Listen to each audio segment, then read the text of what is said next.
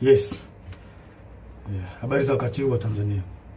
Kwa majina naitwa Captain Tesha, afisa kutoka Jeshi la Wananchi wa Tanzania katika kikosi cha Saki, kwa maana kwamba ni shule ya anga ya kijeshi. Awali ya yote napenda kumshukuru Mwenyezi Mungu, muumba mbingu na nchi, kwa kunipa uhai na afya mpaka muda huu ambapo nazungumza nanyi wa Tanzania wenzangu. Nikiwa na maumivu makubwa sana moyoni juu ya haya yanaendelea katika nchi yetu. Nimejaribu kutafakari sana mpaka muda mwingine kufikia kumshirikisha Mungu kwamba nikiwa naiona hatari kubwa sana ambayo ipo mbele yetu kama taifa. Haikuwa rahisi hata kidogo kwangu mpaka leo hii Watanzania kuniona nikiwa mbele yenu naongea haya mambo. Haikuwa rahisi kwa sababu nazijua taratibu zetu za kijeshi jinsi zilivyokuwa ngumu, hasa kwa mambo kama haya. Haikuwa rahisi hata kidogo kutafakari mpaka kuamua kufanya hiki. Kwa maana hiyo sasa, nikiwa naifahamu hatari hiyo iliyopo mbele yangu juu ya hichi ninachokifanya kwenye utaratibu wetu, desturi zetu, pia katika mambo mengine, sitojali hizo hatari kwa namna yoyote. Sitomwogopa mtu yoyote, ila heshima kwa wakuu wangu itabaki pale pale. Hivyo basi nimeweza kuandika barua kwenda kwa wakuu wangu wa kazi, kwa maana kwamba CDF na wengine, kuwaeleza kwamba siridhishwi kabisa kwa yanayoendelea nchini, na naiona hatari kubwa sana katika taifa letu. Hivyo basi ni vema kama jeshi kuchukua hatua haraka sana kabla hatujachelewa, kwa kuwa imani pekee iliyobaki kwa Watanzania ni jeshi lao. Japo muda mwingine wanasiasa wanajaribu kuliingiza jeshi letu kwenye mambo ya siasa, kulitumia ili uweze kufanikisha mambo yao, lakini tumebaki kuwa imara na bado tunaendelea kuaminika na Watanzania. Hivyo basi, kwa kuona hilo na kuona hali ambayo ipo kwa sasa, sehemu pekee na imani pekee ya Watanzania ni kwenye jeshi lao. Hivyo nashauri jeshi letu liweze kuchukua nchi haraka sana na kuweza kuweka mambo sawa kuliko kuendelea kulazimisha kwenda mbele, hasa katika hili swala la uchaguzi. Baada ya kufanya hivyo, liweze kuwasikiliza wananchi kwenye taarifa, kwa maana kwamba taarifa mbalimbali kutoka kwa wananchi ziweze kuwasikiliza na maoni yao. Wanasiasa wazalendo waweze kusikilizwa, nao wenye uchungu na taifa hili wapo, wanajulikana. Mfano, kuna huyu mzee wetu mzuri kabisa, huyu Warioba, mzee mzuri sana huyu, na sijui kwa nini wanampuuza. Kuna huyu Humphrey Polepole, kuna mzee Butiku, kuna majaji wazuri, mfano huyu Jaji Robert Makaramba na wengine wengi.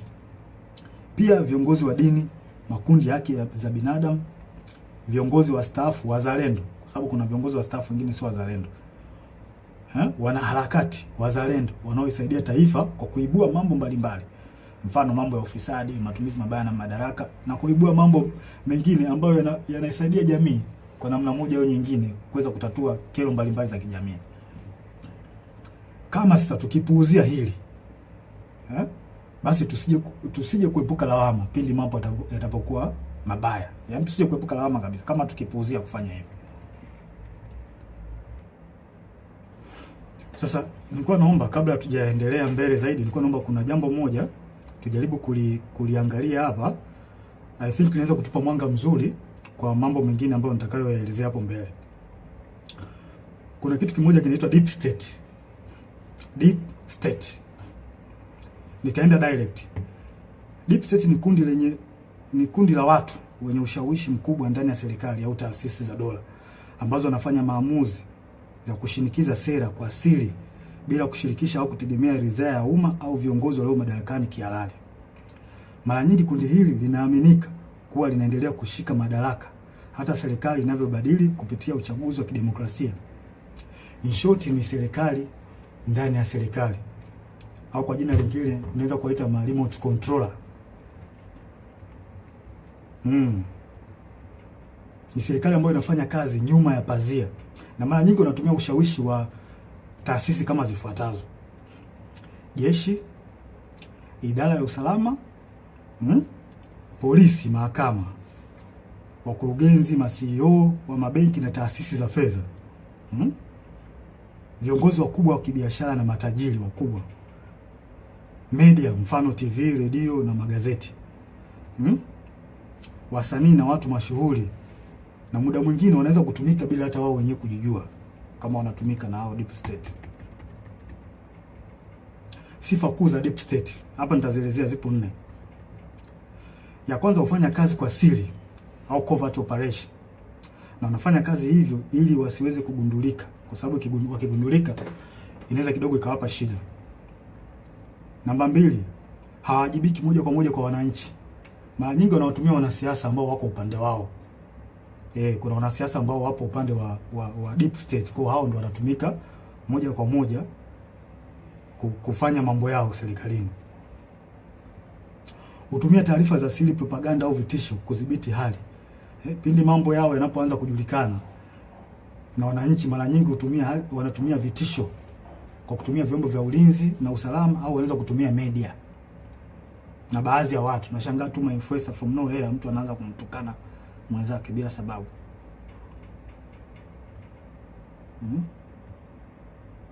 Na wanaweza kumpinga au kumuondoa kiongozi aliyechaguliwa kama hawakubaliani naye.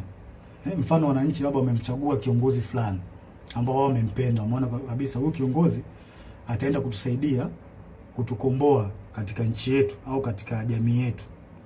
Sasa kama huyo kiongozi ataenda tofauti na matakwa ya hao deep state, watafanya kila hila aidha kumuondoa kwenye madaraka yake au kumdhuru afya yake, ikiwezekana kabisa kumuua. Sasa zifuatazo ni dalili ambazo zinaweza kuonyesha kwamba katika nchi yako kuna deep state. Namba 1, maamuzi makubwa yanafanyika nyuma ya pazia. Sera muhimu zinapangwa na watu wachache wasiochaguliwa na umma, ambazo hazina maslahi kwa umma na mara nyingi zinakuwa zinawakandamiza wananchi. Namba 2, idara za usalama zinakuwa na nguvu zaidi ya kawaida.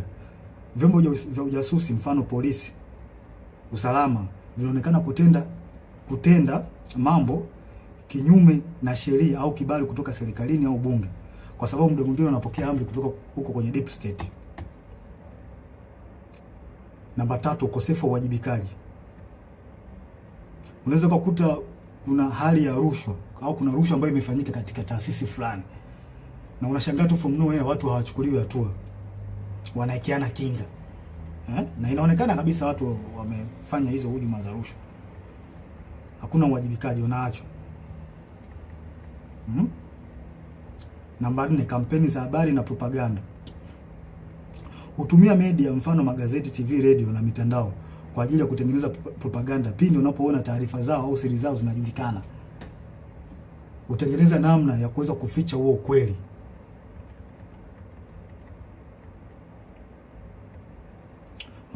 Namba 5, maslahi ya kiuchumi na kiusalama. Watu wachache sana, mfano wafanyabiashara wakubwa, familia za kitajiri na taasisi za fedha, wanashirikiana moja kwa moja na maafisa wa usalama au jeshi. Yaani wanakuwa kitu kimoja, wanatengeneza bondi. Na pia mikopo au tenda au mikataba ya kitaifa ambayo ina faida, wanapeana wao kwa wao. Wanapeana maslahi wenyewe kwa wenyewe. Si watu wazuri hao. Namba 6, kukandamizwa kwa wakosoaji au whistleblowers. Wapiga filimbi au waandishi wa habari za kichunguzi mara nyingi wanakandamizwa, ikiwezekana kuuliwa au kudhuriwa pindi wanapotoa habari zao, pindi wanapofichuliwa. Na vyombo vya habari muda mwingine vinavyofanya hivyo, mara nyingi wanachukuliwa hatua. Hivyo vyombo vya habari vinachukuliwa hatua na hao watu kwa sababu wana mkono mrefu.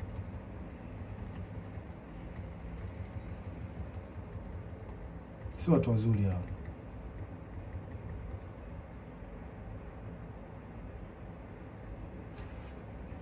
Huendeleza maslahi hata kama ni kinyume na matakwa ya umma au sheria. wananchi hata mkipiga kelele vipi kuhusu hali mbaya au matatizo ya nchi, wao hawajali. Yaani wanafanya mambo kwa maslahi yao, hawajali wananchi hawa watu. Hawajali kabisa. Wanafanya mambo kwa faida zao wenyewe.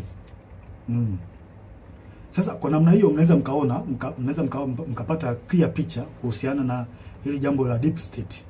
Kwa mnaweza mkafanya comparison, mnaweza mkaangalia hali halisi na kinachotokea nchini kwetu. Je, hiko kitu kweli ni kipo? Kwa mimi ninavyoona na kwa ajili na kwa namna ambavyo nchi yetu inavyoendelea, hii jambo lipo kabisa bila hata kuficha. Hakuna kuficha hapa. Hili jambo lipo na linaongozwa na CCM mtandao, wanajiita mtandao hapa. Wapo chini ya Kikwete, Rostam Aziz, wakina marehemu Bernard Membe, Mungu lazima roho yake mahali pema peponi. Hawa watu ndio wanasababisha Tanzania isiendelee, wanarudisha nyuma nchi yetu. Na vile vile waliweza walimhujumu sana Dr. marehemu John Pombe Joseph Magufuli. Yeye mwenyewe alisema kuna watu wanamhujumu na Kikwete mmoja wapo. Alisema Magufuli bila ubishi. Hawa watu wa Tanzania wanatakiwa mwajue kwamba hawa watu hawana nia njema ya taifa hili. Hawana nia njema kabisa. Hawa ndio wanasababisha maendeleo yasipatikane kwenye taifa letu na usalama usipatikane kwenye taifa letu. Pindi nchi inapotaka kujikwamua iende sehemu moja kwenda sehemu nyingine, hawa wanatengeneza vipingamizi. Wanazuia. Kwa manufaa yao binafsi. Ikitokea mikataba ambayo ina manufaa kwa nchi, wao wanaingilia kati, wanaichukua wao na wanajinufaisha wao. Wananchi msitegemee kuendelea hapo. Mtapata shida. Nashangaa tu changamoto haziishi hospitalini, dawa za wagonjwa. Hivi kweli nchi yetu mpaka ilipofikia mpaka leo hii tunahangaika na dawa za wagonjwa kweli? Hii haileti picha nzuri kwa kweli. Yaani baada ya kwenda mbele kama taifa tunarudi nyuma. Na hawa watu sio kuwavumilia. Kikwete sio mtu wa kumvumilia kabisa. Na tusione haya kueleza ukweli. Tusione haya kueleza ukweli katika jambo hili. Hawa watu sio wazuri. Na kwa mujibu wa Humphrey Polepole aliweza kuelezea vizuri hili jambo. Kwamba hawa watu walikuwepo tangu kipindi cha Mwalimu Nyerere. Na waliweza kutaka kujaribu kurubuni uchaguzi wa mwaka 1995. Walitaka waingie wao kwenye huo uchaguzi. Unaweza mkaona sasa namna hawa watu waliokopa na watu hatari. Hawa watu hawakubaliki na tusikubali kama taifa. Tusikubali kwa ruhusu hao, kwa sababu hawa watu wakiendelea kuwepo, wakiendelea kushika hizi nyazi, tusitegemee kupata maendeleo. Tusitegemee kabisa. Na tuambiane ukweli wa Tanzania. Na ukweli siku zote tukiambiana ukweli unaponya taifa.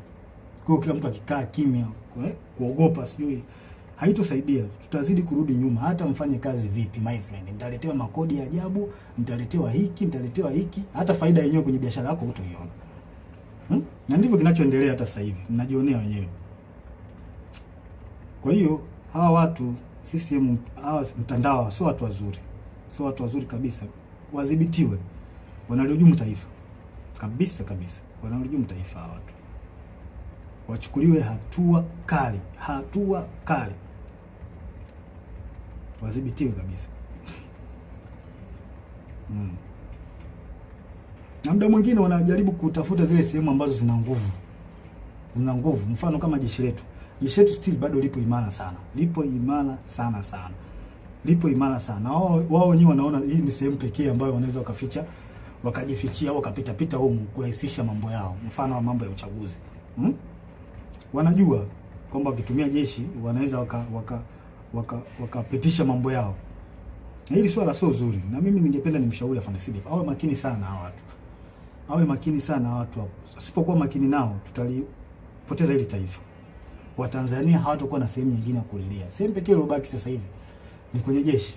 Jeshi ndio ambayo iko strong mpaka muda huu. Hizo sehemu nyingine, sijui mahakama, polisi, tayari Watanzania hawaziamini, na huo ndio ukweli. Tusifiche mambo hapa. Huo ndio ukweli. Tusifiche mambo.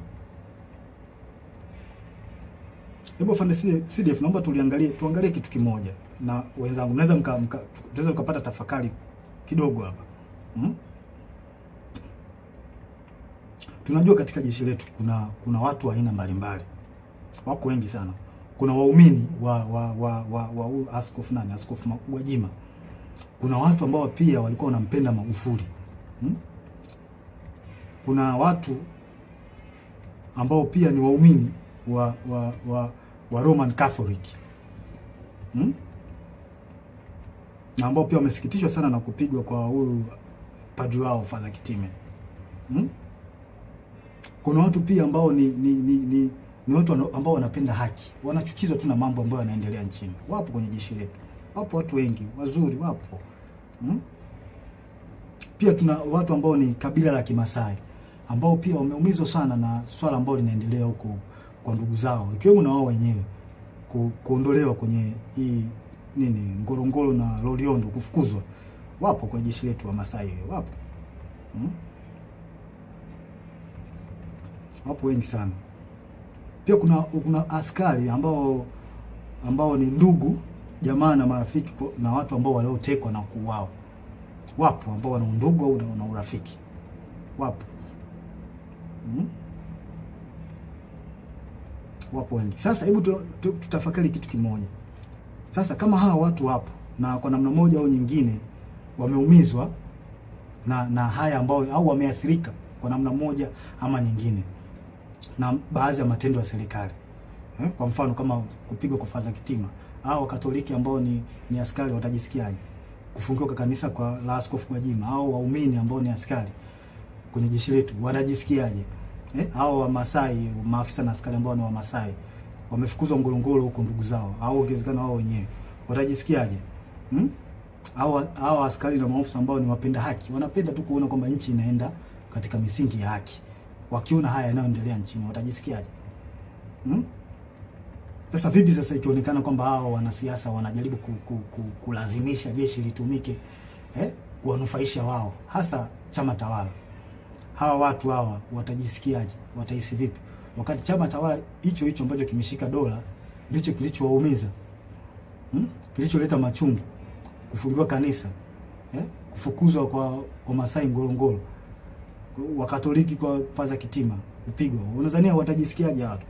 Sijui mnanielewa. Kwa hiyo tujiepushe sana Afande CDF, na kuomba mkuu wangu, tujiepushe sana kukubali au kukubaliana na hawa wanasiasa kujaribu kuweka mambo yao ya kisiasa, kututumia sisi kupitisha mambo yao ya kisiasa, kutengeneza fia kwa Watanzania. Tusiruhusu watu wafanye hivyo. Tutaligawa jeshi. Hao wanajeshi hao waliofanyiwa haya yote nilioeleza, wana maumivu. Tunajua wana maumivu makubwa kiasi gani? Wanajisikiaje kwa ambayo yanafanyika au waliotendewa ndugu zao, maaskofu zao, wanajisikiaje? Unajua wanawaza nini kwenye akili zao? Je, vipi sasa wakihisi kwamba hao wanasiasa wanataka kulitumia jeshi lao, watajisikiaje? Si wataona kama jeshi nao limewatenga, liko upande wa watu ambao sio watu wazuri? Hii ni hatari sana kwa taifa. Tusikubaliane hata mara moja, na mimi binafsi sikubaliani nayo. Sikubali jeshi kuhusishwa na mambo ya siasa, kwa sababu ni hatari kwa taifa. Tuambiane ukweli, yaani ukweli utatusaidia sana. Na haya mambo hata alishasema baba wa taifa Mzee Warioba, alishakataza sana, tusirihusishe jeshi kwenye mambo ya siasa. Tutaharibu nchi, tutaleta mgawanyo mkubwa sana. Leta mambo. Kuna maaskari na maofisa ambao wanapendezwa sana na the way huyu mwenyekiti wa Chadema Tundu Lissu anavyofanya hizo siasa zake, wanapendezwa nao. Huwezi kumlazimisha mtu, hivyo kitu kipo moyoni mwake. Sasa vipi sasa wakiona kwamba jeshi linahusishwa na wanasiasa wanalitumia kwenye mambo ya watu watawala ambao wamemzuru au wanaendelea kumshikilia vibaya huyo wao Tundu Lissu, watajisikiaje? Tunatengeneza bomu ambalo linaweza kuja kutulipukia baadaye tukashindwa kulidhibiti. Tujiepushe sana na haya mambo, sio mambo mazuri kabisa, yanahatarisha taifa letu kwa kweli. Tusiweze kuyavumilia kabisa, tuwe wawazi kuyaongea. Sasa huu ni ushauri wangu kwanza, tusidanganye kwamba wananchi hawajui kinachoendelea. Hilo swali inabidi tulitoe kabisa akilini mwetu kwamba wananchi hawajui wananchi wanajua vizuri kinachoendelea. Tusijidanganye kwa hili. Kwanza nashauri kitu cha kwanza, jeshi lichukue nchi na kufanya mambo yafuatayo. Tuzuie uchaguzi. Afande CDF na kushauri, zuia uchaguzi. Huu mchaguzi una mtego mkubwa sana. Umekiuka sheria, katiba ya nchi. na sisi pekee upande wetu ndio tunaweza kuzuia. NEC hawawezi, kwa sababu nao wanatufaika katika hili. Kwa mkuu wangu na kushauri usiingie kwenye mtego wa kuruhusu huu uchaguzi kufanyika, na kama tukiruhusu tutakuwa tumekosea sana Watanzania. Huu uchaguzi una makashfa mengi, kashfa za rushwa, ubabaishaji kwenye kila sehemu, ubabaishaji. Sheria zinavunjwa.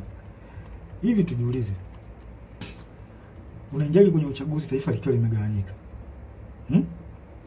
Hivi hatuoni haya mambo, hatuoni au tumeziba masikio yetu kwamba taifa limegawanyika?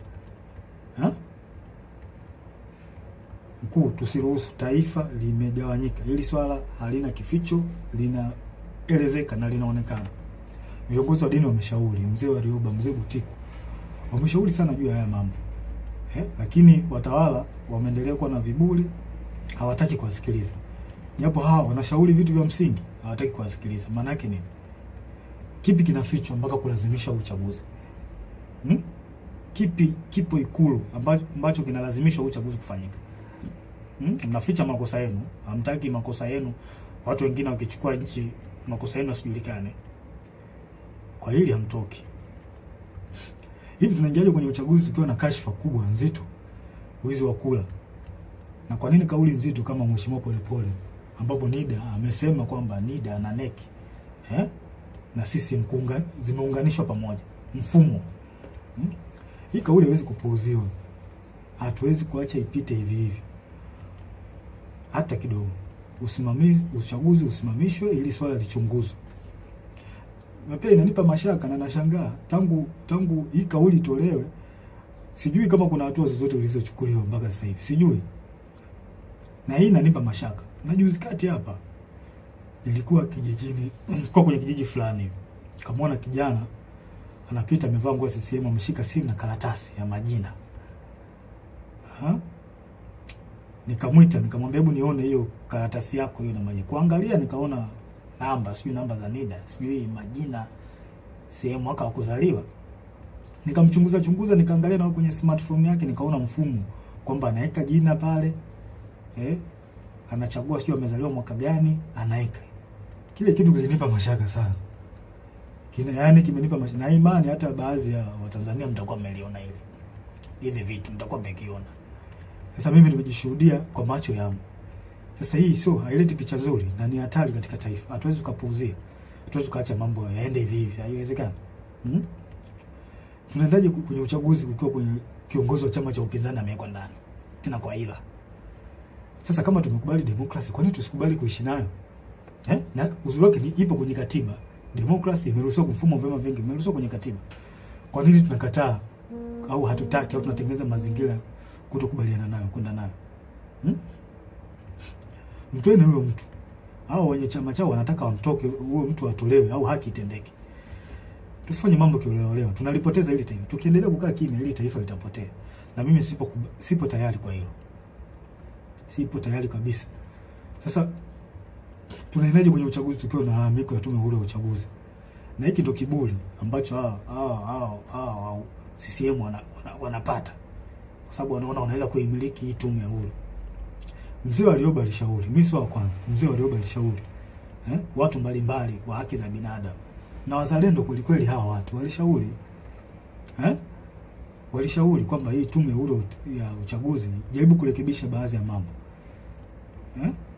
Wao hawataki, wanalazimisha tu mambo kwenda hivi hivi. Kwa nini wanalazimisha?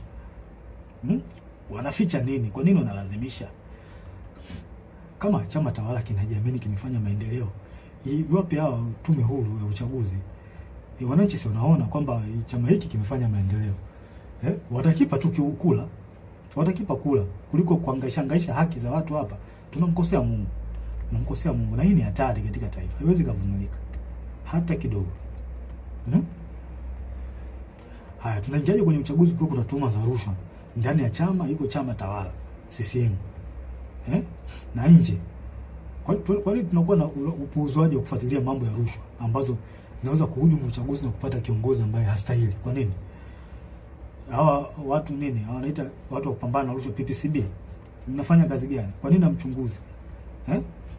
Kuna viongozi kuna tuhuma za viongozi wa watu walitoka Chadema kwenda sijui chama gani, chama cha nini cha umma.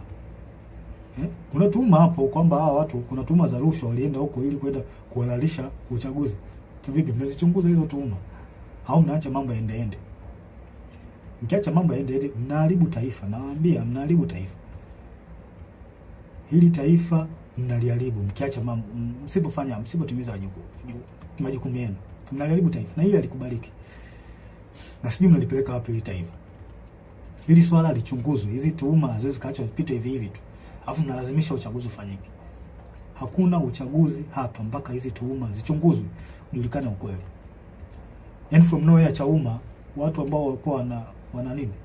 Wanalisha nini? Wanalisha ubwabwa. Eti ghafla ndio kimekuwa chama kikuu cha upinzani. Hiyo ikubaliki na ingia kilini. Hakuna uchaguzi wa namna hiyo. Mungu hajabariki hilo. Na Mungu kama angekuwa amebariki hivi vitu vingeenda tu vizuri. Sasa mnaenda kumpata kiongozi ambaye hata Mungu mwenyewe hajakubaliana naye. Hii ni hatari kwa taifa kubariki hata kidogo.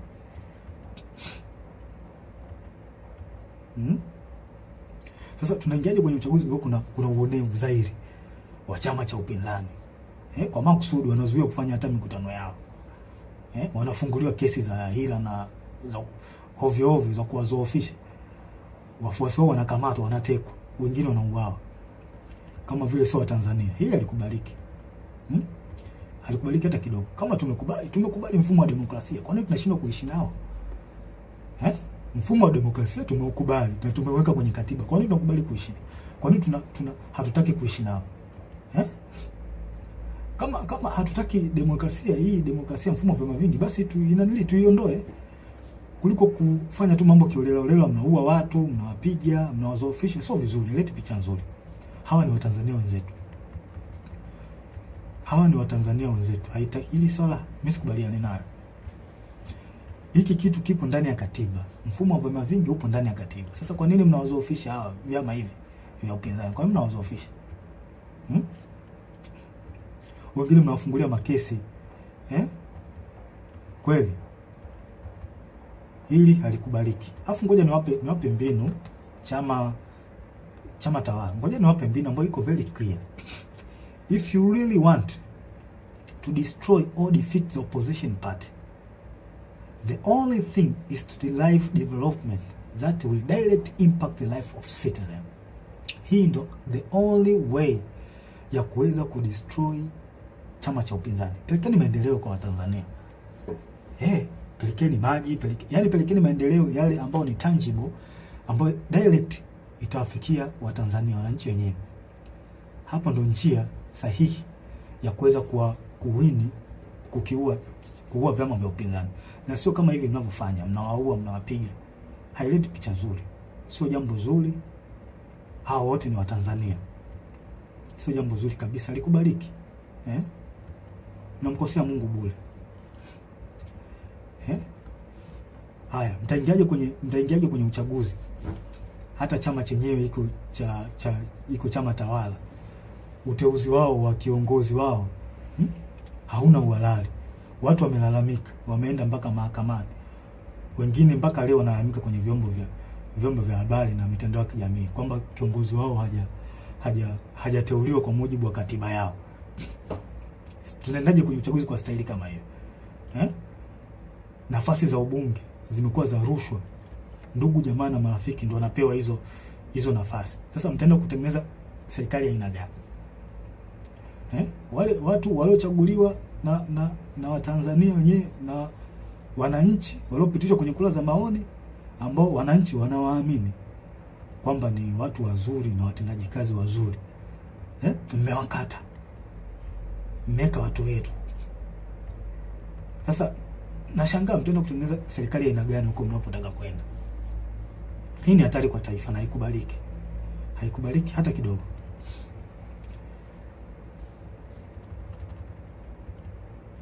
Haikubaliki na ivumiliki. Sasa mkuu wangu wa Afande CDF, kwa unyenyekevu mkubwa na heshima kubwa sana ambayo naiweka kwa mkuu wangu, kwa sasa wewe ndio mtu pekee ulioshika imani kwa wananchi na upo kwenye mtego mkubwa sana. Tengeneza faraja imani kwa wananchi.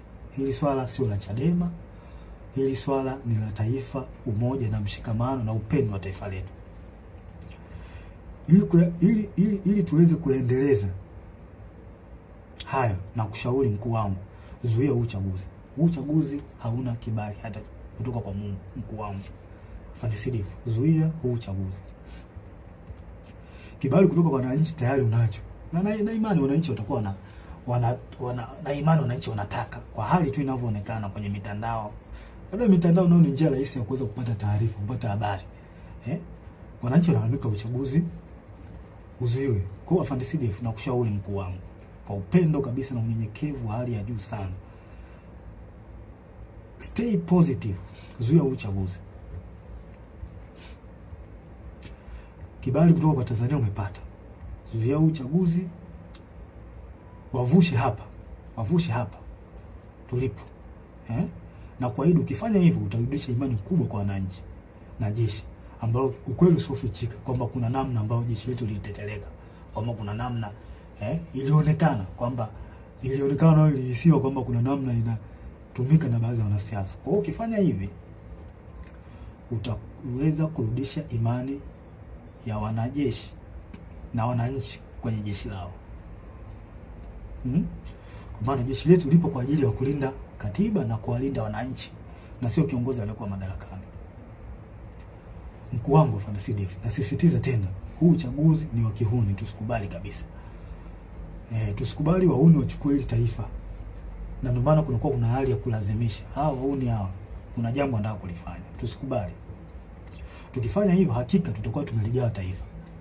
Na haya mambo sio ya ufisadi ambao tunayaona sasa hivi, ufisadi sio uaji, yani utaongezeka maradufu, na wananchi hawatakuwa na la kuongea, utaongezeka maradufu tukikubali uchaguzi ufanyike. Afande Sidifu, umeshika matumaini ya Watanzania, zuia uchaguzi.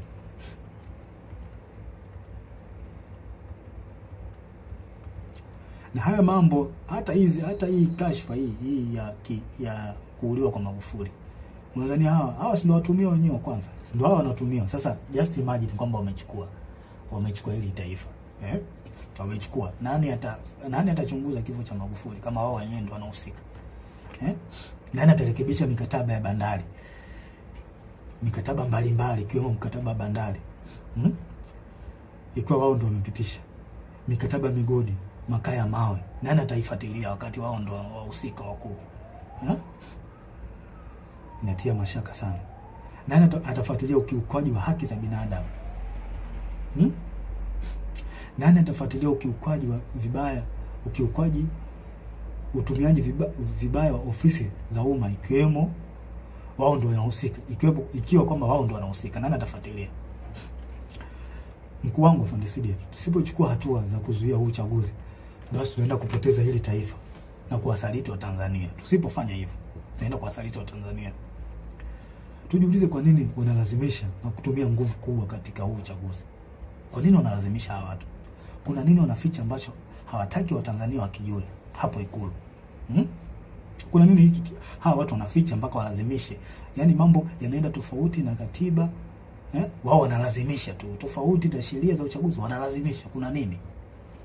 Wanatumia marushwa, wanatumia nguvu kubwa sana mpaka kuua watu. Kuna nini wanaficha? Mkuu, kila siku wananchi wanalia kwa haya yanayoendelea nchini. Wanalia sana, huko mitandaoni ukipita unaona. Hawana tena mahali pa kukimbilia kupata msaada. Maana kama mahakama yenyewe hawana imani nayo. Na mahakama ipo upande wa watawala. Jeshi la polisi ndio kabisa lipo hivyo, hawaliamini. Na huo ndio ukweli usofichi. Yaani hapa ni kuongea ukweli. Tukitaka kuliponya taifa letu tuongee ukweli. Hawaliamini. Na inasemekana kwamba watekaji wenyewe hao wenyewe ndio wanahusika. Hao jeshi la polisi baadhi yao wanahusika na utekaji. Bunge nalo ndio hivyo. Most of them kule ni chama tawala. Hawaliamini. Kwa hiyo sehemu pekee ambayo wananchi wanaiamini ni kwa jeshi lao la wananchi wa Tanzania. Wananchi wanalia sana mkuu. Wanalitaka jeshi lao liingilie kati, lichukue nchi, kuweka mambo sawa. Ili mambo na uchaguzi uende vizuri. Sasa kwa nini tusiwasikilize hawa wananchi wetu? Kwa nini tunawapuuza? Hili ndio jeshi lao, jeshi la wananchi ndio jeshi lao hawa wananchi. Tunatakiwa tuwasikilize. Tusipowasikiliza hao wataenda wapi? Hawa wananchi wataenda wapi tusipowasikiliza? Je, tunataka waingie mtaani wenyewe wakapambanie nchi yao? Kama sisi na sisi hatutaki kuwasikiliza wananchi. Na wananchi hao ndio wenye jeshi lao. Kwa hiyo tunataka maana yake ni kwamba tunawataka hao wananchi waingie mtaani wenyewe wakajikomboe, wakachukue nchi yao. Kwa hiyo tunataka hivyo. Mkuu, tusipowasaidia tutakuwa tumefanya usaliti mkubwa sana kwao. Na mimi daima, mimi Captain Tesha nitakuwa upande wa wananchi. Hili naliongea bila kificho, bila kuogopa mtu yoyote. Nitakuwa upande wa wananchi. Watanzania tambueni, kama jeshi lisipoingilia kati, basi jueni wanajeshi wengi wapo upande wenu. Tambueni hilo. Wanajeshi wengi hawakubaliani na kinachoendelea nchini. Wapo upande wenu.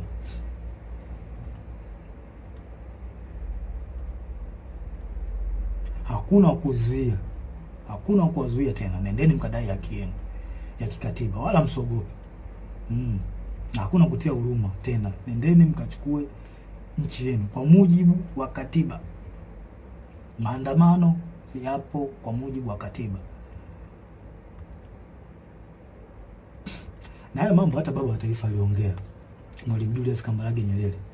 Tusikubali wahuni waichukue nchi. Tukiwa wazembe wapole, wahuni watakuja kuwatawala. Kwa hiyo tusikubali. Wananchi mko upande sahihi. Hawa watawala wamewapuuza maoni yenu. Na kama wamepuuza, maana yake ni nini? Chukueni haki yenu, tendeni haki yenu. Hakuna kuogopa, hakuna kutia huruma tena. Sasa na ole wake polisi au mtu yoyote hawazuia wa Tanzania kudai haki yao ya kikatiba.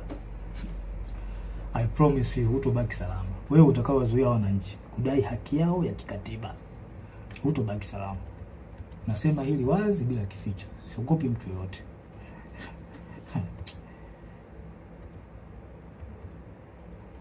Ngoja niwaambie tu ukweli. Mimi napenda sana kuambia ukweli, hasa katika mambo critical kama haya, mambo ambayo yanahusu nchi. Mimi napenda sana kuongea ukweli. Yaani nyinyi watawala, msijidanganye kwamba mkipuuzia hali hii. Mkipuuzia hali hii kwamba msijidanganye kwamba mambo yataseto. Kama miaka yote ya uchaguzi mambo yanavyokuwa, kwamba watu wa Tanzania wataongea alafu baadaye watasahau, wataliacha. I promise you this time is different. Kwa hali ninavyoiona, this time is different. Hiki kipindi ni tofauti na nyakati nyingine zote. Wazungu wanakuambia, wana kauli yao, wanakuambia what brought you success yesterday does not guarantee victory tomorrow. Njia ambazo ulizozitumia wewe kupata success kipindi kilichopita, usitegemee kwamba ukizitumia njia hizo kwamba zitakupa faida. Hapana, unapotea. Sio hivyo. Haiwezi kawa hivyo siku zote. Sasa I promise you mambo hayatakuwa mazuri. Yatakuwa mabaya zaidi. Life will never be this. Wazungu wanasema life will never be as usual kama mkilazimisha hili. Jinsi mnaona, hata wenyewe mnaona kwamba hali ni tofauti. Kama mkilazimisha hili, life will never be as usual in Tanzania. Sure I'm telling you. Yes. Afande Sidef, mimi nakuombea kwa Mungu wa mbinguni katika jina la Yesu Kristo akupe hekima na ufunuo kuyaona haya na kulinusuru taifa. Kwa sababu mimi naamini kwa sasa wewe ndio mtu pekee unaoaminika na Watanzania. Ambao unaweza kuwavusha Watanzania. Wavushe hapa, wape kile kitu wanachokitaka, kwamba wanataka katiba mpya. Yasikilizwe maoni ili tuweze kuvuka Watanzania kwa pamoja. Tanzania kwetu wote. Ya Watanzania wote. Kwa nini tunawanyanyasa hawa Tanzania jamani? Haileti picha nzuri. Kwa kweli, haileti picha nzuri. Tunakula kodi zao. Lazima tuwasemee. Swala la pili, Afande Sidef. Uchunguzi wa kifo cha aliyekuwa rais na amiri jeshi mkuu wetu, askari namba 1, John Pombe Joseph Magufuli. Rais Magufuli alikuwa askari namba 1 na amiri jeshi mkuu. Alikuwa kipenzi cha Watanzania. Kama sio wote basi walikuwa wengi wao. Pamoja na askari walikuwa wanampenda sana huyu mtu. na mimi ni mmoja wapo, nampenda sana, nilimpenda sana na still bado nampenda sana huyu mzee. Kipenzi cha Tanzania. Sasa na inawezekana pia hata waliokuwa wanamchukua by that time, kwa sasa hivi inawezekana kuna hali ambayo imeanza kuja kwao, kwamba wanawezekana kwamba wanaona kwamba mtu alikuwa sahihi, kwamba walifanya makosa kumchukia, na hisi hivyo, na kuna baadhi tayari washa admit. Magufuli aliongoza nchi kwa uzalendo hali ya juu, hamna mtu asiyejua hilo kwamba huyu mtu aliongoza nchi kwa uzalendo mkubwa sana. Kifo chake kimewahuzunisha watu wengi sana ndani ya nchi na nje ya nchi, hilo halina ubishi. Na kuna wengine, nikiwa mimi Captain Tesha nikiwa ni mmoja wao, sijawahi kabisa kupona maumivu ya kifo chake, yani mpaka leo sijawahi kupona maumivu ya huyu rais wangu John Pombe Joseph Magufuli. Naona sijui haya maumivu yataisha lini. Sasa kwa hali hiyo tumeweza kusikia taarifa mbalimbali. Of course hizi taarifa tuliweza kuzisikia mwanzoni kabisa kipindi cha kifo chake. Mimi nilizisikia hizi taarifa mapema sana, ila sasa nikawa sina taarifa, sina uhakika nazo. Nilizisikia kutoka Kenya, kuna hawa mabloggers, YouTubers, sio mabloggers walisema baadhi yao kwamba Magufuli ameuliwa na Kikwete. Kuna baadhi yenu nahisi hizo taarifa mtakuwa hamna kuficha vitu hapa. Kuna baadhi yenu nahisi hata hizi taarifa mtakuwa mlizipata mwanzoni kabisa baada ya kifo cha Magufuli. Umeona bwana? Sasa tumeweza kusikia taarifa ya kwamba kuna uwezekano kifo kimemsababisha na kupangwa na CCM mtandao. CCM mtandao hao kwa watu ambao sio wajua CCM mtandao. Hao ni Kikwete, Rostam Azizi, na marehemu Mungu ailaze roho yake mahali pema peponi Bernard Membe. Hao ndio CCM mtandao ambao wanajulikana na wengine ambao hawajulikani. Sasa hivi tunaanzaje kupuuza taarifa za kifo chake? Tunaanzaje kupuuza hizo taarifa za kifo chake? Pamoja na kwamba zilitolewa kwenye vyanzo vingi, lakini mtu kama Humphrey Polepole sio mtu wa kumpuuza hata kidogo. Huyu mtu yani utumishi wake unaeleweka. Ameshika nyadhifa mbalimbali, sehemu tofauti, na kwa kweli ni mchapakazi kweli. Kweli mimi nampenda huyu mtu kwa uchapakazi wake. Nampenda. Nataka nijifunze baadhi ya vitu, nataka nijifunze kutoka kwake. Ni mtu mzuri sana. Mtu mzuri sana. Sasa tunaanzaje kupuuza taarifa zake? Tunaanzaje kuzipuuza hizi taarifa za Polepole? Hizi taarifa zake haziwezi kupuuzwa hata kidogo. Na rais hata usalama wa taifa wanazo. Polepole ameeleza hata hizi taarifa za kuuliwa kwa Magufuli hizi, usalama wa taifa walikuwa wanazijua. Na hata CCM wenyewe baadhi yao walikuwa wanajua. Na hili sala inanisikitisha sana mimi binafsi. Linanisikitisha sana. Na rais hata wazalendo wengine inawasikitisha kwamba tangu taarifa hizi zimetolewa hakuna hatua yoyote iliyofanyika. Na huyu mheshimiwa Polepole ameeleza vizuri sana kwa ushahidi situation nzima the way ilivyokuwa, ameeleza vizuri tu kwamba amiri jeshi mkuu kuna uwezekano ameuawa na wanamtandao. Sasa najiuliza, hivi utaratibu wa kupuuza taarifa muhimu kama hizi kwenye taifa letu umeanzia lini? Umeanzia lini kupuuza taarifa ya kifo cha mheshimiwa wetu Magufuli? Umeanzia lini kupuuza taarifa zinatolewa na mtu kama Polepole? Mnapuuza. Kwa nini mnapuuza? Kwa nini mjafanya uchunguzi mpaka sasa hivi? Hili swala linasikitisha sana na linatia mashaka, na sijui tunaelekea wapi kama taifa. Hivi ni kweli tupo serious kama taifa? Hivi kweli tuna mapenzi mema na taifa letu au tunaigiza uzalendo? Kuna watu wengine wanaigiza uzalendo, yani wao wanaigiza, hawana ule uzalendo kutoka moyoni. Wapo kwa ajili ya maslahi. Hii tabia kuchukulia poa mambo muhimu katika taifa letu limeanza lini? Hili alikubaliki. Watanzania wanataka kifo cha mpendwa wao kichunguzwe. Tena ikipendeza jeshi lenyewe lichunguzwe kifo chake haraka sana bila kuogopa mtu yoyote, na haki itendeke. Hatuwezi kukubali tu mambo yaende hivi hivi tu, yani kwamba mambo ya kwamba okay taarifa ishatolewa kwa tunaacha mambo yaende hivi hivi. Hilo alikubaliki. Na isema hii dhahiri kwa moyo, hilo alikubaliki. Kifo cha Magufuli kichunguzwe. Hatuwezi kukaliacha hili swali linapita hivi hivi. Hilo swala haliwezekani, haliwezekane. Lazima tuchunguze. Tena nashauri kwa dhati. Tena nashauri kwa dhati kabisa, moyo wangu na ukweli mtupu, nashauri mtandao wote wakamatwe, waweke ndani haraka bila kumwogopa mtu yoyote, kwa sababu hakuna aliyejua hiyo sheria. Hakuna mtu, mtandao wote waliotajwa na Humphrey Polepole, kwa sababu hata usalama wa taifa hizi taarifa wanazo.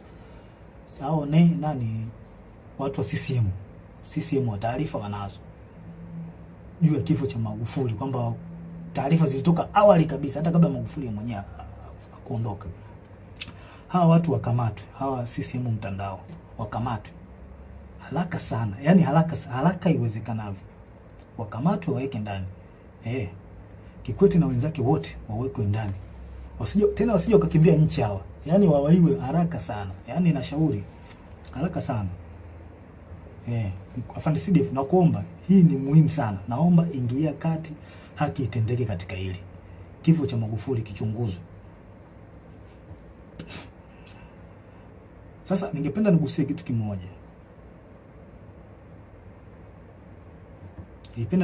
kimoja.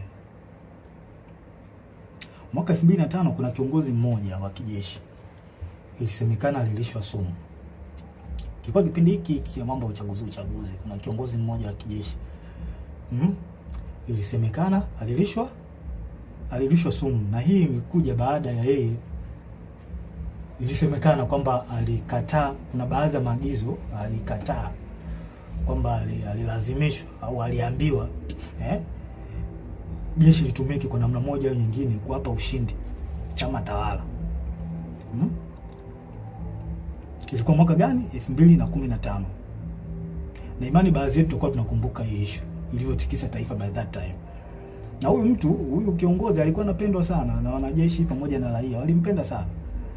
Sasa mimi nataka muunganishe dot, wa Tanzania wenyewe muunganishe dot, kuanzia kifo cha Magufuli kwamba aliwekewa sumu, huyu mzee Mangula huyu na ndio wa CCM, mnaweza mkachunguza, na watu wote waliokuwa wapo tofauti kimsimamo au kimawazo na Kikwete wapo wapi mpaka kipindi hiki? Na pia ikiwezekana muweze kuunganisha doti mpaka kipindi cha Nyerere, zeni mtapata majibu, alafu mjiulize huyu mtu ndio mnataka mumrudishe madarakani. Maana hakuna asiyejua, yani kulazimisha hii issue nzima, kulazimisha uchaguzi huu. Kikwete anahusika huko 100%, hawezi kuepuka hiki. Na hatuwezi kukaa kimya, lazima tuongee ukweli. Unajua ukweli ndio unaponya taifa. Anahusika, kwa hiyo yeye anataka ajifichie huko kwamba okay, tukishaingia madarakani hapa kuna baadhi ya uchafu wake utafunikwa. Hii haikubaliki na haiwezekani. Haiwezekani. Samia yupo kwa ajili, Rais Samia yupo kwa ajili ya kunanili, yupo tu, ila watu ambao wapo nyuma yake ni hao kina Kikwete. Huyu mtu adhibitiwe, akamatwe yeye na mtandao wake haraka sana, kujibu hizi tuhuma za kifo cha Magufuli. Yaani akamatwe haraka sana. Tuwezi kuacha tu mambo hivi. Tukiacha mambo endeende hivi tutaharibu taifa.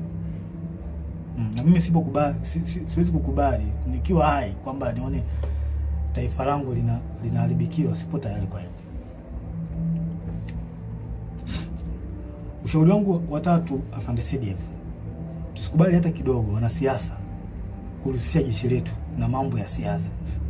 Hili swala mimi sio mtu wa kwanza kulizungumzia, na madhara yake makubwa sana. Wananchi watakosa imani na jeshi lao. Yaani jeshi lishaanza kukaa tu kwamba linaegemea upande wa chama fulani. Vipi sasa wale upande wa chama kingine ambao ni wanajeshi au ambao ni raia watakuwa wanalionaje jeshi lao? Hili jambo sio zuri. Tuliangalia kwa makini.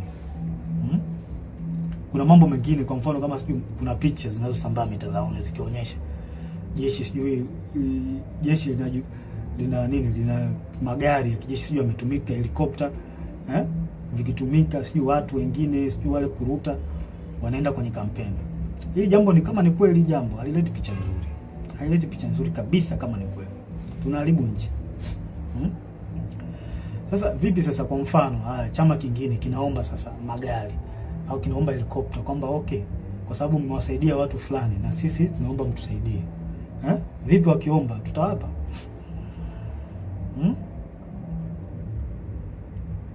tutawapa? Okay, je, what next kama tukikataa na wao wanaujua ukweli? Haya mambo ndio maana Mwalimu Nyerere na pamoja na Warioba waliyakataa. Siasa wanasiasa kulitumia jeshi sio kitu kizuri, linagawa, litakuja kugawa taifa vibaya sana. Mimi sikubaliani nao, sababu madhara yake ni makubwa sana. Tutavunja ule umoja, tutavunja umoja. Hao wanajeshi hao watakuwa wako hivi, hao watakuwa hivi. Hata imani kwa Tanzania itapungua. Na pia adui anaweza kutumia njia hizo za nyewe kugombana au nyewe kutofautiana. Adui anaweza kutumia njia hizo kutuhujumu. Inatokea sana. Haya mambo tusione haya kuyaongea. Tuyaongee kwa ukweli na kwa moyo mmoja, kwa sababu tukikaa kimya haya mambo yataendelea tu. Hawa watu watahisi kwamba hawa Tanzania hawajui au hawaelewi nini kinachoendelea. Kumbe wanaharibu nchi, alafu na nyinyi mnaamua kukaa kimya.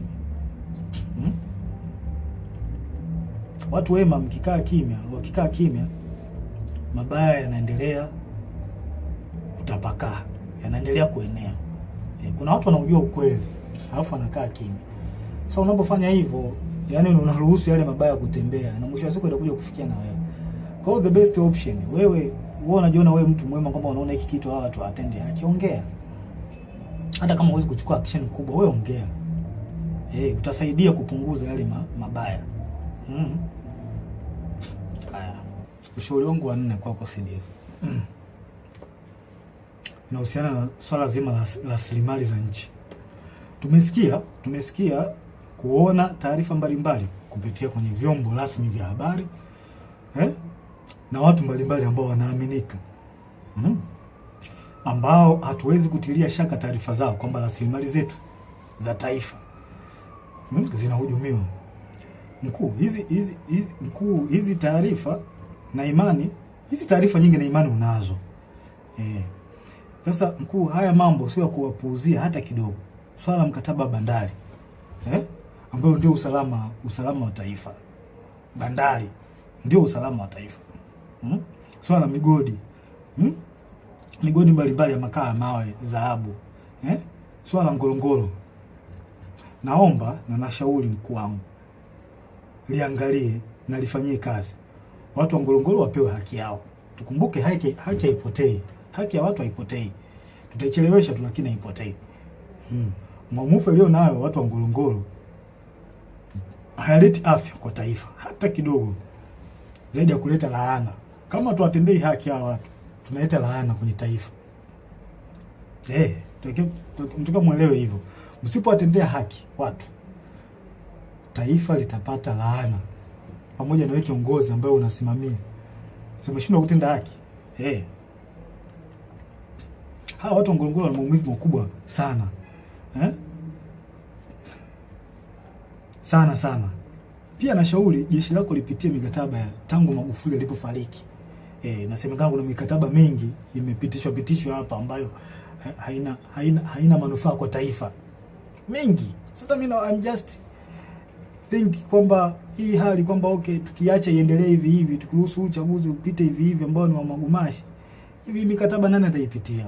Nani ataipitia mikataba jamani? Ndiko tu uchungu na taifa letu. Hawa watu hawa ambao wako madarakani wanaonekana hawana uchungu kabisa. Na hilo swala halina ubishi. Tuongee ukweli. Hili swala halina ubishi kabisa.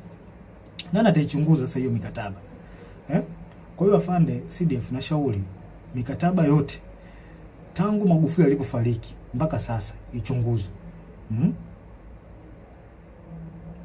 Kwa sababu haya mambo tunayoyasikia kwa watu ambao tunawaamini na mitandaoni sio ya kupuuzia, kwa sababu mitandao ni chanzo pia cha kupata taarifa. Kwa hiyo issue iliyobaki ni kufanyia kazi. Kwa hizo taarifa za mitandaoni sio za kupuuzia hata kidogo.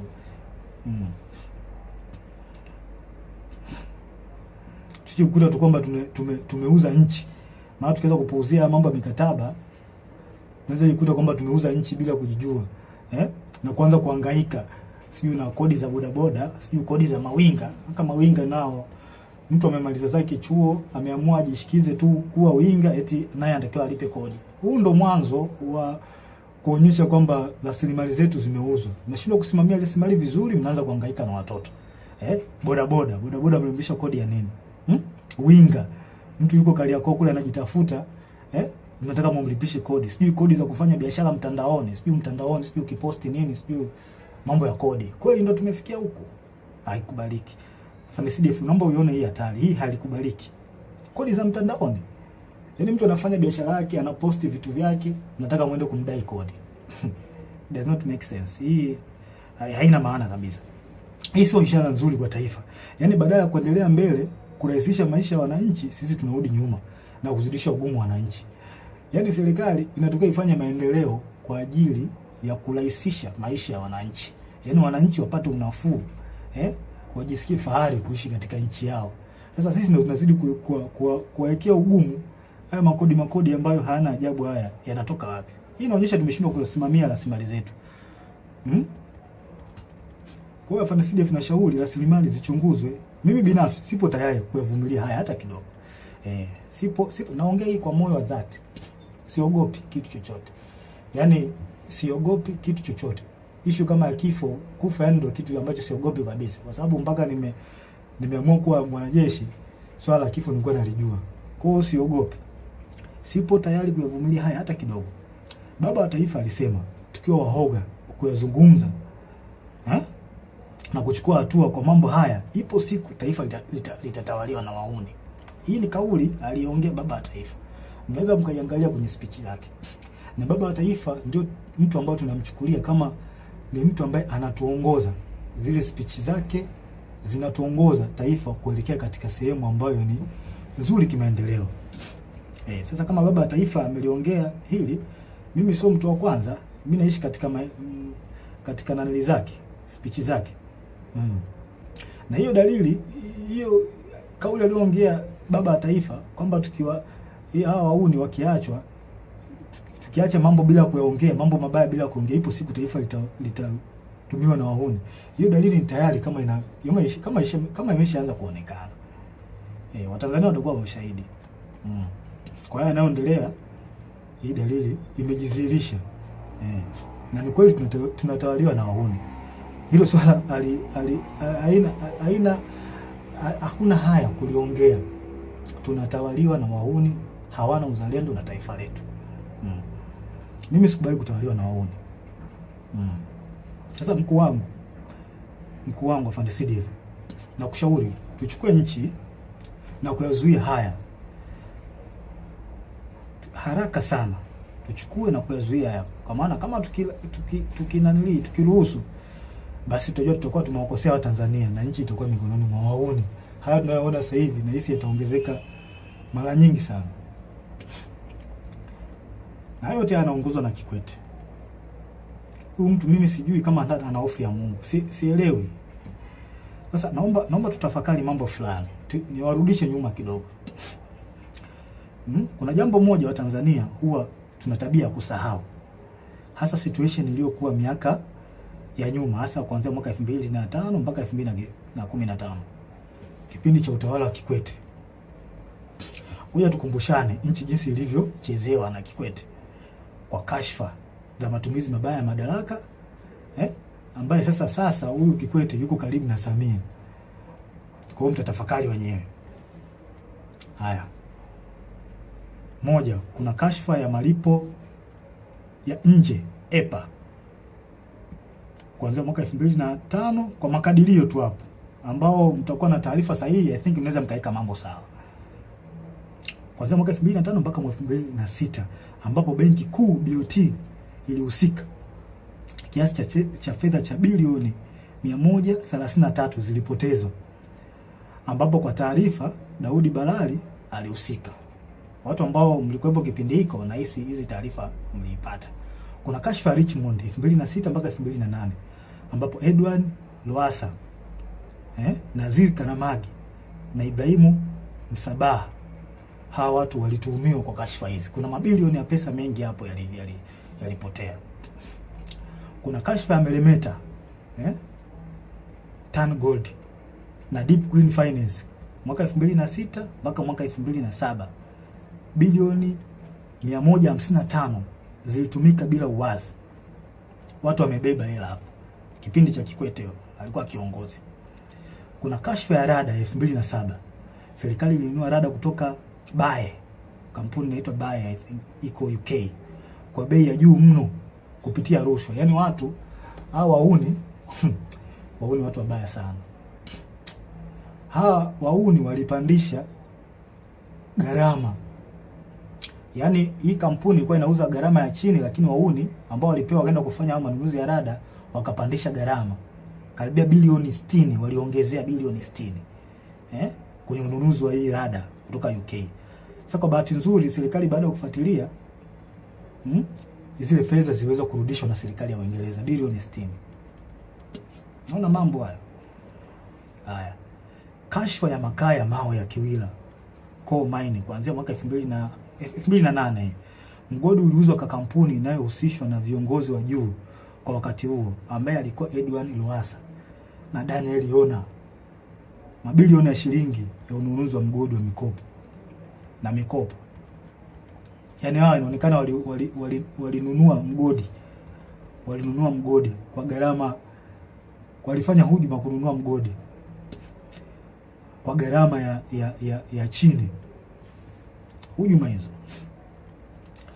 Kuna kashfa nyingine ya shirika la ndege la Tanzania ATCL 2008 mpaka 2010. Mabilioni ya pesa ya hasara kwa shirika. ATCL iliingia mkataba mbovu na South Africa Airways.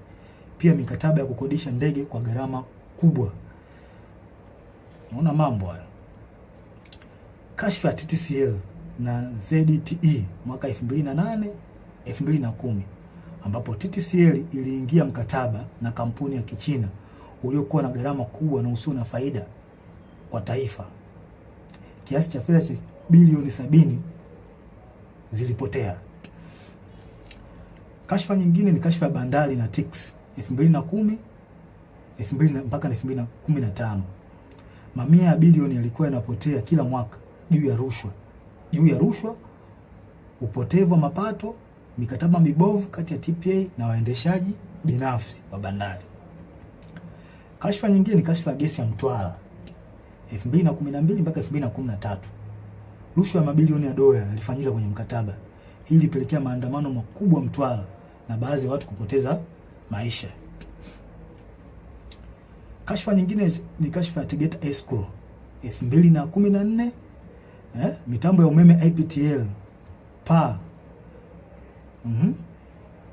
Fedha zilikuwa katika akaunti ya escrow ya benki kuu zilichukuliwa na kugawiwa kwa watu binafsi, makampuni na viongozi wa kisiasa. Kuna viongozi hapa waliokuwepo kwenye hii kashfa, kuna Sospeter Muhongo na viongozi wengine walihusika. Kashfa NCCF na Kigamboni New City 2012-2014. NCCF iliwekeza katika mradi mikubwa ya ujenzi ikiwemo mradi wa Kigamboni New City bila uwazi na kwa gharama kubwa. Billions of money zilipotea kwenye hii kashfa. Kashfa nyingine ni kashfa ya bandari ambao wengi wenu, bandari ya Bagamoyo ambao wengi wenu mmeisikia. Hizo ni kashfa kubwa. Ingawa zipo nyingi lakini hizi ni baadhi. Hizi ni kubwa ambazo zilikuwa kipindi cha utawala wa Kikwete. Huyo mtu ambaye sasa hivi yupo karibu sasa na Rais Samia. Pia kuna kashfa ndogo za kipindi hicho. Kuna manunuzi ya magari ya mawaziri na viongozi, magari ya kifahari 2006 mpaka 2011. Yaani kuna magari ya kifahari yalinunuliwa ya mawaziri na viongozi kwa wakati huo. Kuna ubadhirifu katika miradi ya maji ya vijijini mwaka 2009 mpaka 2013. Baadhi ya miradi ilipokea fedha nyingi lakini haikukamilika. Hizo hata Magufuli aliongelea. Mikopo yenye utata kupitia benki za serikali kama TIB na benki ya kilimo, na baadhi walionufaika walikuwa wana ushawishi kisiasa. Yaani wanasiasa walijinufaisha kupata mikopo kwenye hizo benki. Ufisadi katika mikataba ya ujenzi wa barabara na madaraja. Gharama zilikuwa zikipandishwa kiholela. Kashfa ya manunuzi ya sare za jeshi la polisi. Angela Kiziga alihusika. Sasa hizo ni kashfa ambazo zilikuwa kipindi cha Kikwete, huyu mtu ambaye yuko sasa hivi yuko na Mama Samia, yuko karibu naye sana. Nadhani mnaweza mkawa na picha fulani. Sasa basi, kwa baadhi ya watu ambao mlikuwa mmesahau haya na ambao mlikuwa hamjapata akili, hii ndio awamu ambayo Kikwete alikuwa kiongozi.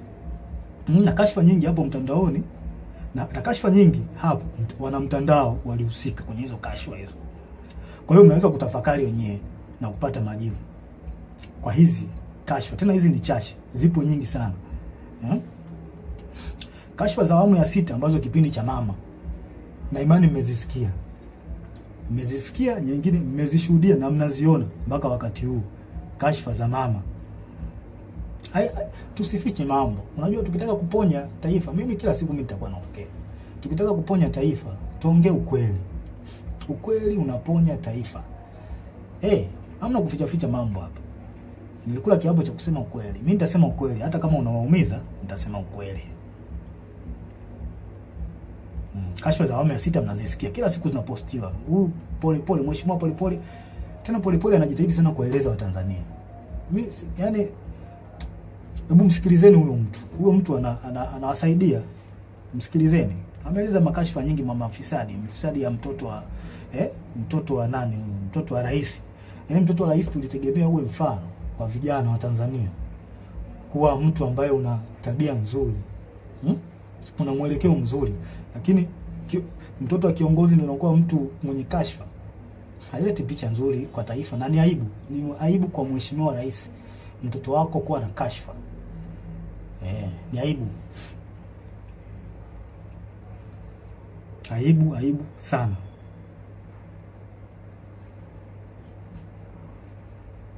Hizo kashfa za awamu ya 6 mnazijua na zimeelezwa na Polepole na wanaharakati wazalendo. Kuna wanaharakati wazalendo sana wa taifa hili. Wanajaribu kuibua mambo kwa lengo la kuwafahamisha, kuwafungua macho wananchi, muelewe kwamba mjue nchi yenu inaendea wapi. Wamejitahidi sana hawa wazalendo. Wanatoa taarifa mbalimbali na taarifa hizo nyingi zina ukweli. Nyingi zina ukweli.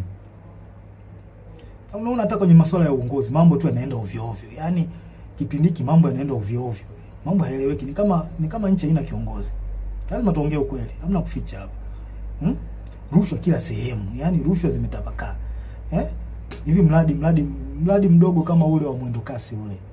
Mwendo kasi kweli ndio kufikia stage hii.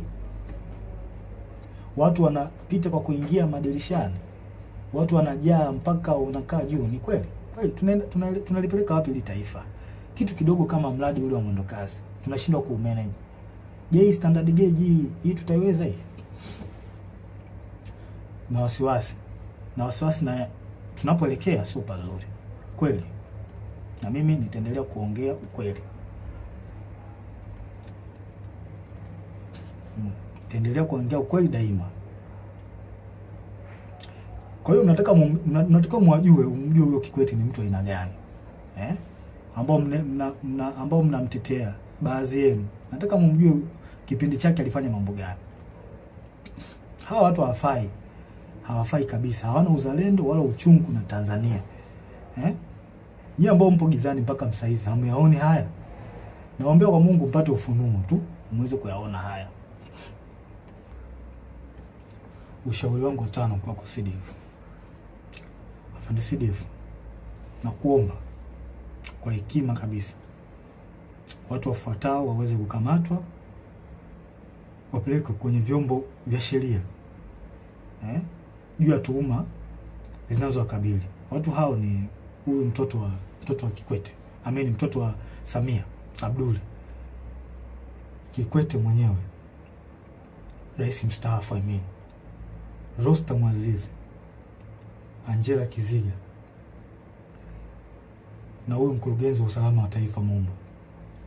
Wakamatwe haraka sana kabla ya kukimbia nchi kujibu tuhuma zinazowakabili. Yaani hili swala tusione haya. Kama tupo upande wa haki, tusione haya kuzungumzia hivi vitu. Hawa watu wakamatwe. Wameharibu sana hili taifa. Hatuwezi kuacha watu wachache wachafue na kuharibu taifa. Haiwezekani. Wakamatwe haraka sana bila kuogopa wala kuonea haya. Hawa watu sio kuacha hata kidogo. hawawezi kuepuka mkono wa sheria, sio watu kuacha. Kwa haya yanayoendelea hawezi kuepuka mkono wa sheria. Na hii inaonyesha ndio maana wanalazimisha uchaguzi. Ili wafiche uchafu wao. Inatabidi tulifikirie hili swala. Kwa nini hawa watu wanaficha, wanalazimisha sana uchaguzi? Kuna vitu ambazo wanavificha. Je, na sisi tumekubaliana kuna hivyo vitu wanavyovificha kwamba tumekubaliana kwamba tuviache tu? Tunalipeleka wapi taifa? Na shauri mkuu, hawa kabla ya kukimbia nchi, wakamatwe haraka sana, wawekwe kwenye vyombo vya sheria. Sio watu kuacha hata kidogo. Wanalazimisha uchaguzi. Kuna vitu ambavyo wanavificha hawa. Haiwezekani. Haiwezekani kabisa. Na hakuna uchaguzi wa namna hii. Hakuna uchaguzi. Tukiwaruhusu hawa watu wafanye huu uchaguzi ambao hauna haki wala kibali kwa Mungu, tunaenda kulipoteza taifa. Na tusije kusema kwamba kumlaumiana baadaye. Tusije kulaumiana. Hakuna uchaguzi wa namna hii. Hakuna. Mimi wajibu wangu ni kuwalinda Watanzania. Na kuwalinda Watanzania nitawalinda kwa namna nyingi. Nitawalinda kwa njia ya kuongea, nitawalinda kwa njia ya silaha pale inapobidi. Nipo tayari kwa hilo kwa sababu ndicho kiopo changu. Na najisikia faraja kuwalinda hao Watanzania. Yaani ni faraja kubwa sana. Kubwa sana. Nawapenda sana. Mkuu, nasisitiza tena. Na sio kwamba nakupa amri, na shauri. Hawa watu wakamatwe haraka sana. Hili swala halitopita daima mpaka haki itendeke. Nchi gani tunakubali kusumbuliwa na kikundi cha watu wachache wasioitakia mema nchi?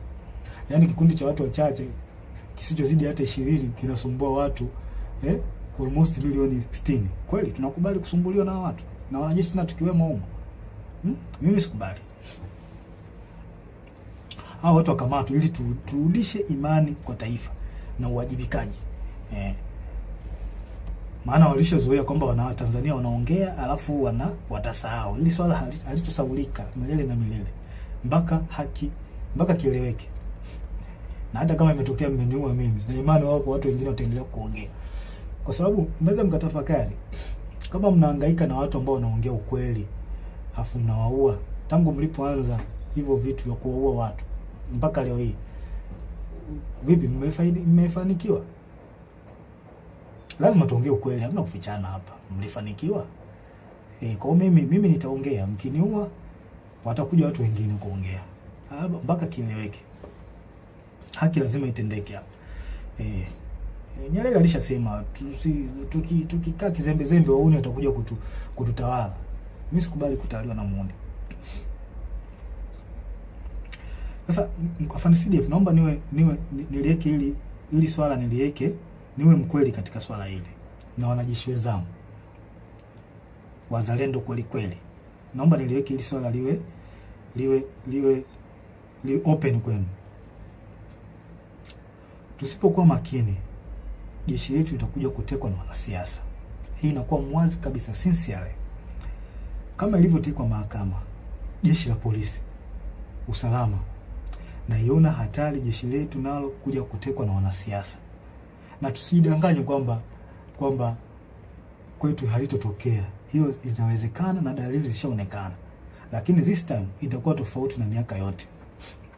Hawa watu wamefanya maovu mengi sana. Hawa wakina Kikwete, Rostam, Samia, wametumiwa kwa mambo mengi sana, maovu na mazito kweli kwa taifa hili. Hivi mnahisi watakaa kizembe? Watakaa kizembe tu? Lazima walazimishe kwa uchaguzi. Lazima walazimishe. Kwani tunadhani kwamba hatujui au wanadhani kwamba hawajui hatari ambayo iko mbele yao kwa yote waliyofanya? Jeshi pekee ndio sehemu iliyobaki kwa hao kujihakikishia usalama wa kudumu. I promise, kama hawa watu wakiingia madarakani, na jeshi letu ndio litakuwa mwisho wake, kwa sababu watahakikisha wanalikamata jeshi kama walivyofanya kwenye vyombo vingine vya ulinzi na usalama. Hili halina ubishi na liongea kwa ukweli. Watalikamata jeshi letu na watafanikiwa. Na hii watafanya ili wapate full protection. na hapo wananchi na wanajeshi wenye uzalendo wa kweli na mapenzi mema katika taifa hili mtakuwa hamna pa kwenda kwa kulilia. Lazima tutataka full protection. Kwa sababu kwa uchafu waliofanya lazima watajitahidi by enemies wapate full protection. Na sehemu iliyobaki ni jeshini. Kwa hiyo lazima watalikamata jeshi. Lazima tukiruhusu uchaguzi ufanyike. Uchaguzi huu ufanyike. Lazima watalikamata jeshi. Kama ilivyokuwa polisi na mahakama. Lazima watafanya hivyo. Je, tupo tayari kwamba tunakubali wafanye hivyo? Hawa tuone hii hatari ambayo iko mbele yetu.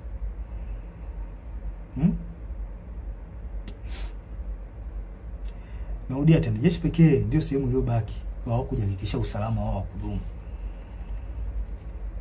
Hivyo basi watahakikisha wanalikamata effectively.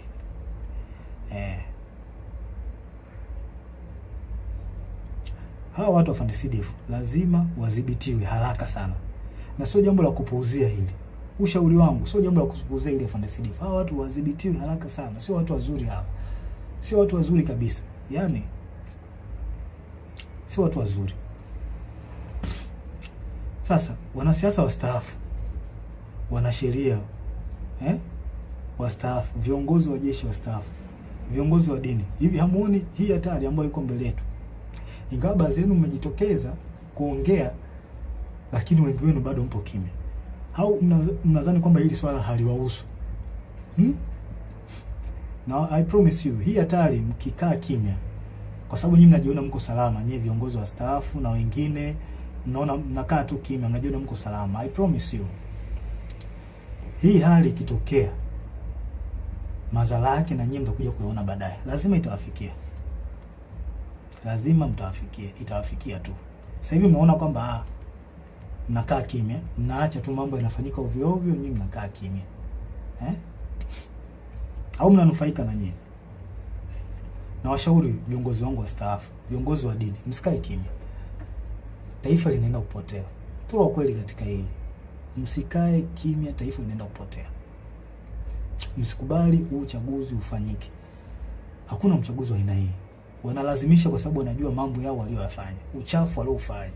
Na ndio maana wanalazimisha sana. Tuongee ukweli. Hakuna kuficha hapa.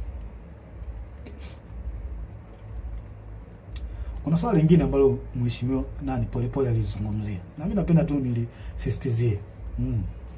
Nashauri katika taasisi zote za serikali, vyombo vya ulinzi na usalama, mahakama, bunge, wizara zote, hasa wizara ya fedha, taasisi za usalama wa taifa na sehemu nyinginezo, tunzeni taarifa zote za ushahidi zinazohusu ukiukwaji wa sheria na taratibu za serikali. Kama msipofanya hivyo, time will come, and it very soon, time will come, tutatakiwa tutataka mtujibu wape zilizopo hizo taarifa, na hatutakuwa na uvumilivu na mtu yoyote. Sure, I'm telling you, hatutakuwa na uvumilivu na mtu yoyote.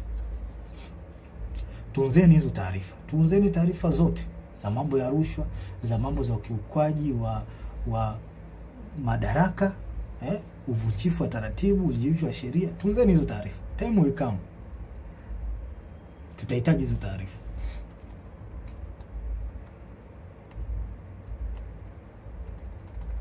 Hatuwezi kuacha mambo yanaenda hivi hivi tu kwenye taifa. Yaani sasa tutakuwa ni taifa la aina gani? Kwamba tuache tu watu wanafanya wanayoyafanya, tuache. Hili halitakuwa ni taifa. Tanzania inaheshimika sana. Sasa watu wachache tusikubali waliharibu taifa letu. Iko kitu hakiwezekani. Hakiwezekani mbinguni na duniani.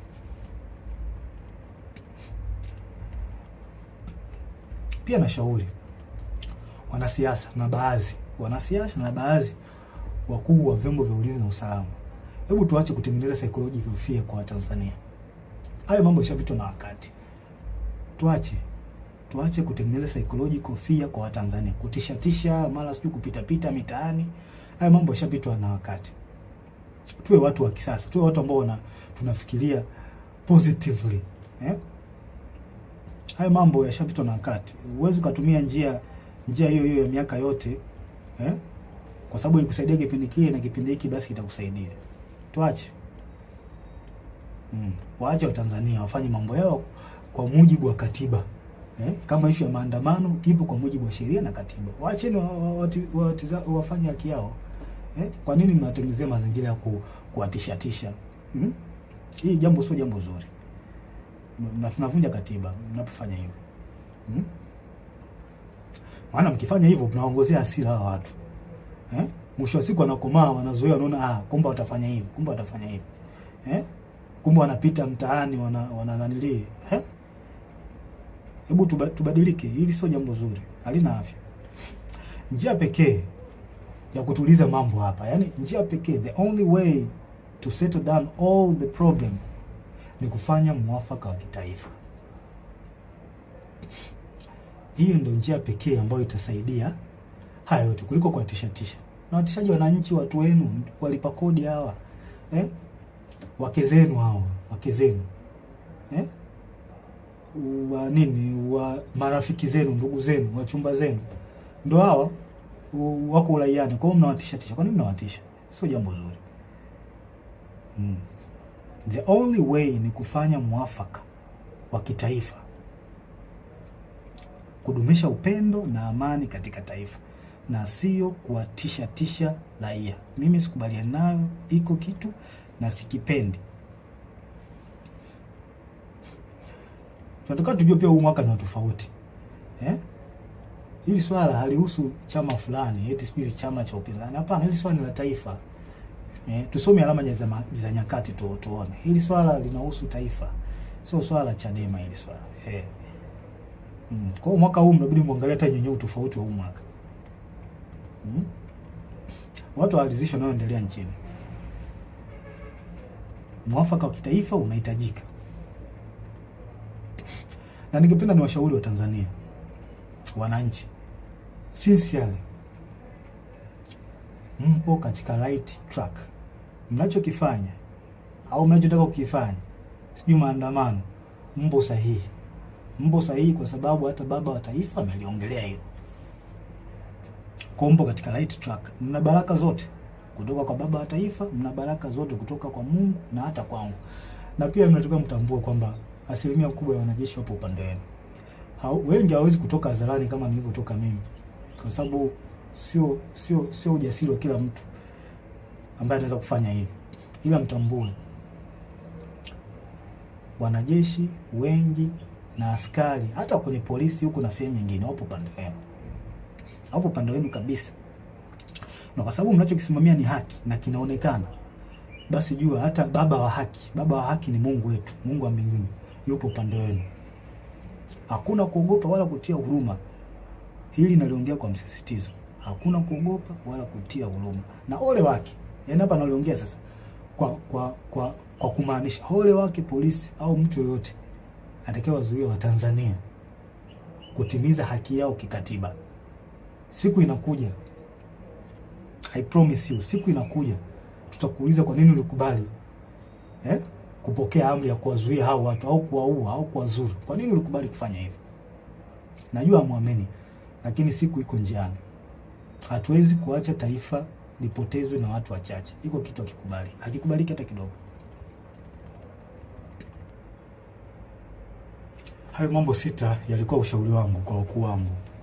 Kwa hiyo kama mkiona inafaa kutekeleza, basi itakuwa jambo la heri, itakuwa jambo zuri, kwa sababu lengo ni kulisaidia taifa letu, kuliokoa katika hiki kipindi. Na tusidharau kwamba hakuna hatari. Hatari ipo na ni kubwa sana. Sasa jambo lingine la mwisho,